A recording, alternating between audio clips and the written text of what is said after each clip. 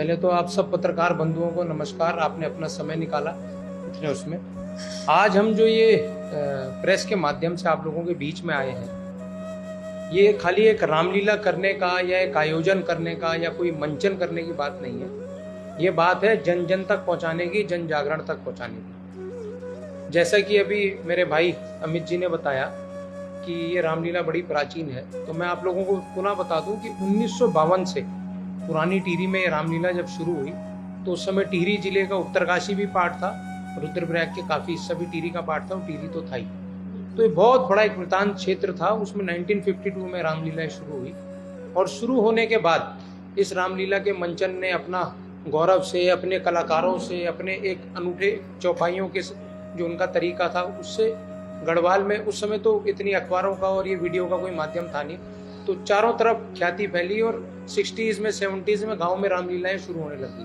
पर वो 52 की रामलीला अपनी जगह मतलब यथावत रही, बहुत सारी चीजें उसमें चेंज होती रही। उसके बाद जैसा कि आप लोगों को पता है आज टिहरी डूब चुका है, तो गढ़वाल की एक धरोहर पुरानी टिहरी शहर भी डूब गया, लोग भी डूब गए। 2002 में ये रामलीला लास्ट हुई टिहरी में। हम लोग उस समय छोटे थे, हमने पात्र खेला, उन्होंने राम खेला 2001 में। तो 2002 के बाद 2023 में 21 साल बाद हम लोगों ने देहरादून में प्रयास शुरू किया। और पहली बार जब हमने प्रयास शुरू किया, पिछली बार तो हम बहुत घबरा रहे थे और प्रयास शुरू करने में भी 2-3 साल लग गए। 2021 में हम करना चाहते थे, कभी कोविड का, कभी इलेक्शंस के चक्कर में हम घबरा गए।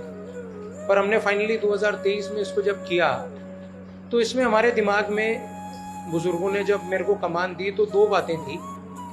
पहली बात तो ये, जो हमारा पौराणिकता है, जो हमारा मंचन है, वो उसी प्रकार का रहे। और दूसरी बात यह है, जो हमारे नए बच्चे, छोटे छोटे बच्चे आप देख रहे हैं, प्रेस में भी आ रखे हैं, रामलीला में भी थे, वो हमारे साथ कैसे जुड़ेंगे? क्योंकि आज की पीढ़ी जो है वो मोबाइल टेक्नोलॉजी और बहुत फास्ट टेक्नोलॉजी की तरफ हो गई है।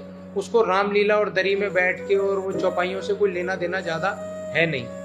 तो उसका समागम करते हुए हमने पिछली बार एक अनूठा प्रयास किया था टेक्नोलॉजी और लेजर शो का और डिजिटल लाइव माध्यम का, और हमने सोचा था हम 50,000 लोगों तक अगर पहुंच पाए तो हमारी बहुत बड़ी जीत होगी। 50,000 लोग मतलब 11 दिन अगर ये रामलीला चलेगी राज तिलक को मिला के, तो 5-1 हजार लोग तक अगर हम रोज पहुंच पाए डिजिटल लाइव के माध्यम से, तो 50,000 गढ़वाल में एक बड़ी रीच होगी। पर हमारा सरप्राइज कहें, भगवान राम का आशीर्वाद कहें, आप लोगों का सहयोग कहें, आपका प्यार कहें, आपकी मेहनत कहें, हमने तो ऐसा कुछ खास किया नहीं।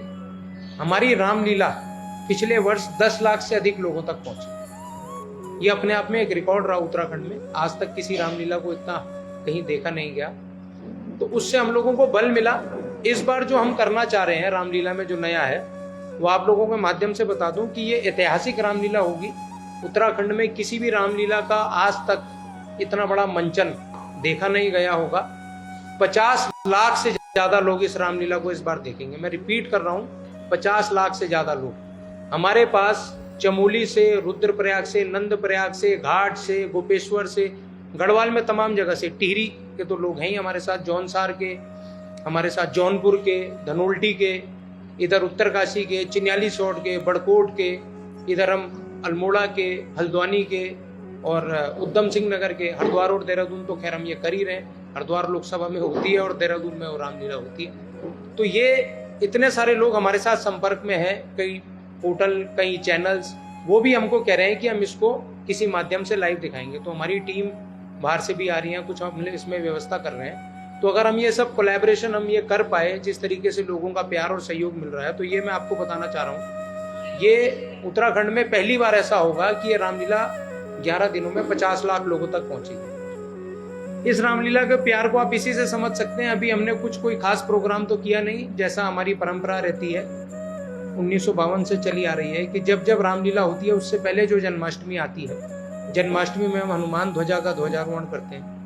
हनुमान ध्वजा का जो हमने ध्वजारोहण किया, उस दिन जो लाइव किया, वो जो वीडियोस डाले, सब हमारे पेजेस पे हैं, मेरे पेज पे हैं और रामलीला समिति के जो हमारा पेज है उस पे है। और 2-3 हमने प्रैक्टिस के वीडियोस डाले हैं, वो सभी मिला के भी 2.5-3 लाख पहुंच गए। अभी हमारी रामलीला शुरू भी नहीं हुई है, लगभग हम 3 लाख से ऊपर उन्हीं सब पे रीच पे हैं। और खाली रीच नहीं है, वो व्यूज हैं। तो हमने जो पिछली बार एक अनूठा तरीका निकाला था कि इस अपनी जो संस्कृति है, इसको, धरोहर को जिंदा करने के लिए कैसे हम डिजिटल का सहयोग लेंगे और कैसे हम बच्चों को जोड़ेंगे। लेज़र के माध्यम से जो हमने पिछली बार ब्रेक में और कुछ तकनीकी हमने चीज़ें ऐड करी थी वो काफ़ी सराहा गया था, जैसे आप चल रहा है डिजिटल वे में। बच्चों के लिए व्यवस्था वहाँ पे थी सब खिलौने की और वो जो उनके स्पोर्ट्स ट्रैम्पलिन वगैरह। और कि विगत वर्ष की भांति 2023 में हमने देहरादून के टेहरी नगर दून यूनिवर्सिटी रोड पे पड़ता है। अगर आप बंगाली कोठी आपने देखी होगी तो बंगाली कोठी से जब दून यूनिवर्सिटी रोड की तरफ जाते हैं तो वहाँ से लगभग 150-200 मीटर आगे लेफ्ट हैंड साइड में टेहरी नगर पड़ता है। टेहरी नगर के आज़ाद मैदान में हमने एक भव्य रामलीला का आयोजन किया था। और इस वर्ष भी हम जैसे राम का चरित्र है, दिव्य है, भव्य है, उसी तरीके से हम रामलीला के मंचन को भी दिव्य और भव्य बनाने की कोशिश करते हैं। और इस बार भी हमारी कोशिश रहेगी कि हम उस मंचन को दिव्य और भव्य बनाएं।